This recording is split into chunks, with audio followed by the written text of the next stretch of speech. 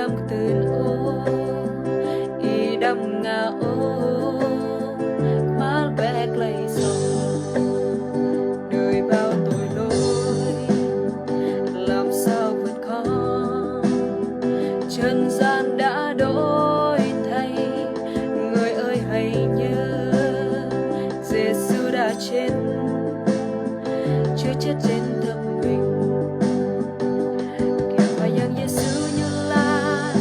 cơ tóc mal bé y đã bị thương việc cả thôn lan trẻ em lẽ ở bình miền kẻ phải yang Giêsu như là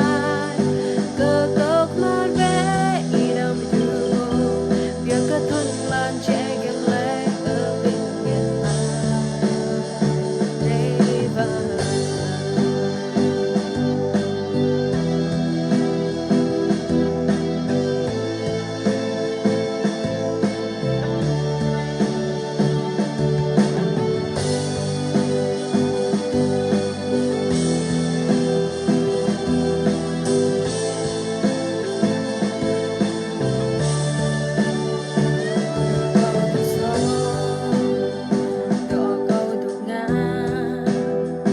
từng ta lấy gió cha